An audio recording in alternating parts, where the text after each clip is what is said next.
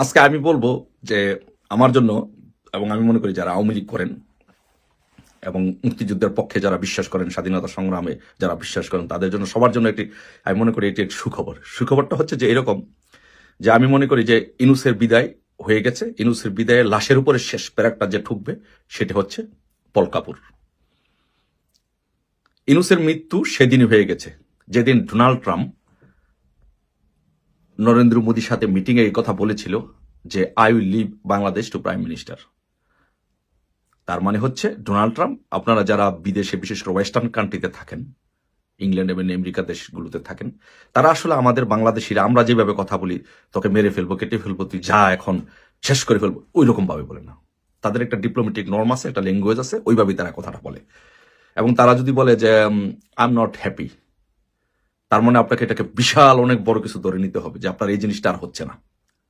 যেমন বাংলাদেশে যদি আমরা কেউ বলি যে আই এম নট হ্যাপি, তার মানে এখানে আমরা অনেক কিছু মনে করি যে ফাঁক ফোকর আছে, এখানে ম্যানেজ করার বিষয় থাকে।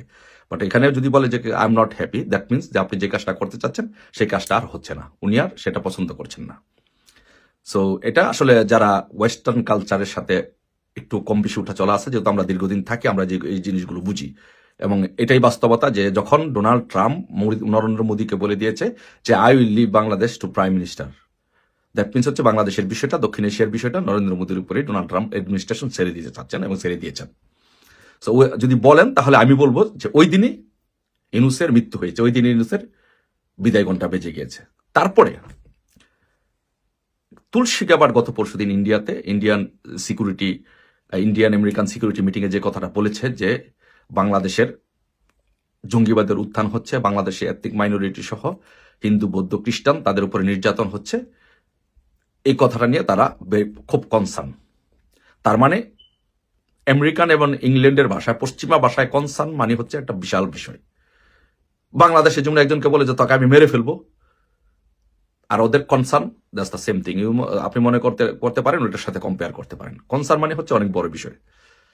সো এই জন্য আমি মনে করি যে ওদের মৃত্যু ইনুসের একদম ফুললি দাফন কাফন হয়ে গেছে। আর Paul Kapoor Indian American security expert, সে আসছেন ইন্ডিয়াতে মিটিং করবেন। এই তার মিটিংয়ে আমি মনে করি যে ইনুসের লাশ কফিনের উপর শেষ প্যারেকটা ঠুকে দিবেন হচ্ছে এই পল কাপুর। তার মানে হচ্ছে আপনি যদি ধারাবাহিক সিরিজ বিষয়গুলো দেখেন, অন্ততপক্ষে এটার জন্য আপনার রকেট সায়েন্স পড়তে হবে না। আপনি যদি অন্ততপক্ষে ইন্টারন্যাশনাল পলিটিক্স এবং ইন্টারন্যাশনাল ডিপ্লোমেটিক নর্ম এবং তাদের ল্যাঙ্গুয়েজটুকু বুঝেন, তাহলে বুঝতে পারবেন যে ডোনাল্ড ট্রাম্প মোদির সাথে মিটিং করে বলে দিয়েছে I leave Bangladesh to prime minister. Tulsi Gabbard বলেছে বাংলাদেশের এথনিক মাইনরিটির উপরে নির্যাতন, জঙ্গিবাদ, হিন্দুদের উপর নির্যাতন, এগুলো নিবে উই আর ডিপলি কনসার্ন। তার মানে হচ্ছে they are not happy about Bangladesh, they want to do something. Thirdly Paul Kapoor আসছে। পল কাপুরের বিষয়টা আপনি দেখেন, এখান থেকে আপনার একটা চমৎকার বিষয় পাবেন যে সেটা হচ্ছে যে পল কাপুর হচ্ছে ইন্ডিয়ান বংশোদ্ভূত। সে যে নিয়োগ পাবে সেটা আমরা অনেক আগে থেকে জানি যে ওইভাবেই এই প্রশাসনটা সাজানো হচ্ছে, চাইনিজ এন্টি প্রশাসন, মানে ইন্ডিয়ান বংশোদ্ভূত প্রশাসন সাজানো হবে। যেমন আগের প্রশাসনটা ছিল কি, জো বাইডেনের প্রশাসনটা ছিল, যেমন ডোনাল্ড লু, সে ছিল চাইনিজ বংশোদ্ভূত। সে ইন্ডিয়াকে একদম দাবায় রাখার জন্য, বাংলাদেশকে দাবায় রাখার জন্য যা কিছু করা দরকার সে তাই করেছিল।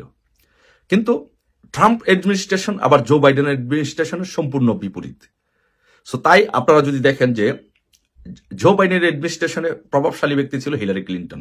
এই ক্লিন্টন ফাউন্ডেশনে এই আমাদের সুদখোর ইউনুস প্রায় 2 বারে $300 মিলিয়ন মতো দিয়ে, অনুদান দিয়ে বা ঘুষ দিয়ে যেটাই বলেন, সেটা ম্যানেজ করতে সক্ষম হয়েছিল এবং বাংলাদেশ আর্মির উপরে একটা প্রেশার ক্রিয়েট করে একটা অ্যান্টি আওয়ামী একটা এনভায়রনমেন্ট তৈরি করতে সক্ষম হয়েছিল। কিন্তু ইউনুসের জন্য দুর্ভাগ্যজনক বিষয় হচ্ছে, সবচেয়ে বড় বিষয় হচ্ছে যেটা যে ইউনুস ক্ষমতা নেওয়ার কিছুদিন পরেই আবার ডোনাল্ড ট্রাম্প বিজয়ী হয়ে যায়। তার মানে হচ্ছে সম্পূর্ণ ইউনুসের বিপরীতমুখী, ইউনুসের প্রতিপক্ষ যে গ্রুপটা, সেই গ্রুপটা মার্কিন যুক্তরাষ্ট্রের ক্ষমতায় চলে আসে। এখন তারা ক্ষমতায় এসেই চাচ্ছে যে জো বাইডেনের অ্যাডমিনিস্ট্রেশন যে কাজগুলো করেছে, অকাম কুকামগুলো করেছে, যেমন বাংলাদেশে $29 মিলিয়ন দিয়েছে, দেখেছেন আপনারা ডোনাল্ড ট্রাম্প কি হাসির তামাশা ঠাট্টা করেছে।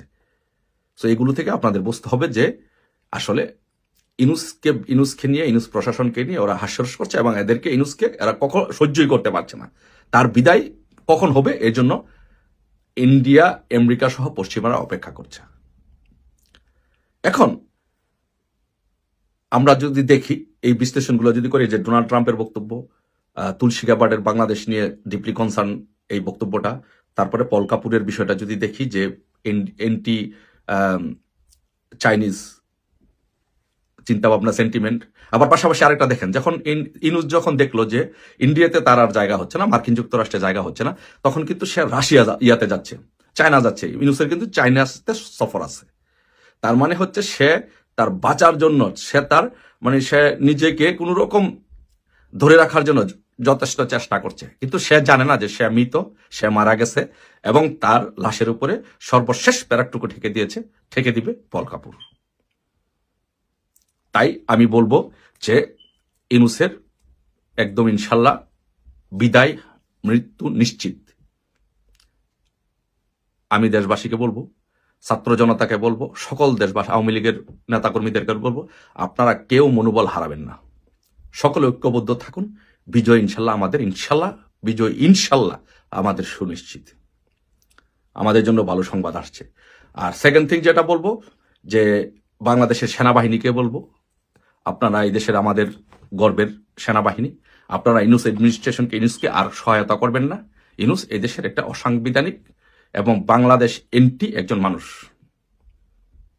ইনুসকে, জঙ্গিবাদকে, এগুলোকে প্রশ্রয় দিবেন না। গণতান্ত্রিক ধারাকে সকলে সমুন্নত রাখুন, সকলকে সহযোগিতা করুন। আসুন সকলে ঐক্যবদ্ধভাবে শেখ হাসিনা যেভাবে বাংলাদেশটাকে আগে উন্নয়নের একটা স্বর্ণ শিখরে নিয়ে গিয়েছিলেন, সেইভাবে একইভাবে আবার সেই ধারাকে অব্যাহত রেখে আমরা বাংলাদেশের গণতান্ত্রিক এবং উন্নয়নের ধারাকে অব্যাহত রাখি। ইনশাল্লাহ বিজয় আমাদের হবেই। মার্চ হচ্ছে আমাদের বিজয়ের মাস। ইনশাল্লাহ সকলে দোয়া করবেন, ইনশাল্লাহ আমরা যেন আমাদের নেত্রী বঙ্গবন্ধু কন্যা শেখ হাসিনার নেতৃত্বে বাংলাদেশটাকে আবারও পরিচালিত করতে পারি। জয় বাংলা, জয় বঙ্গবন্ধু, শেখ হাসিনাতে আস্থা।